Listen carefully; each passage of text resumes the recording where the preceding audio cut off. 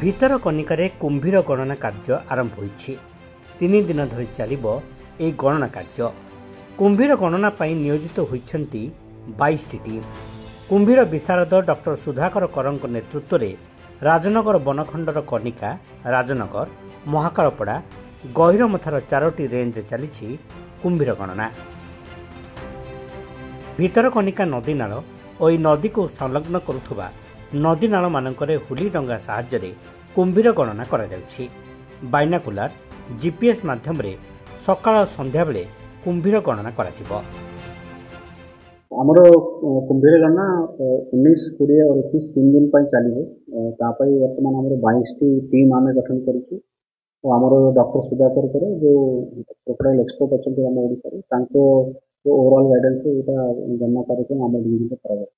ଆମର ପ୍ରାୟ ଯୋଉ ବଉଳା କୁମ୍ଭୀର ଅଛନ୍ତି 4ଟା ରେଞ୍ଜରେ ମିଳନ୍ତି, ଏକ୍ସେପ୍ଟ କୁଜାଙ୍ଗ ରେଞ୍ଜ ଯୋଉ ଜଗତସିଂହପୁର ଡିଷ୍ଟ୍ରିକ୍ଟର ପାର୍ଟ ଅଛି।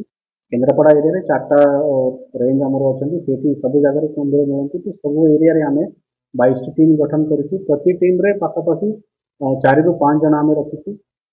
ତା ଭିତରେ 2ଟା ଯୋଉ ହଉଛନ୍ତି ସେ ଯୋଉ ବୋଟ୍ ଚଲାଇବେ, ଆହୁଳ ଡଙ୍ଗା ଯୋଉ ନେଇକି ଯାଉଛନ୍ତି, ସେ 2 ଜଣ ହେଲେ। ତାପରେ अन्य आमर 2टा जो यूनिफॉर्म स्टाफ अच्छी अन्य एक्सपर्ट अच्छी से टीम रे स्थान दिया।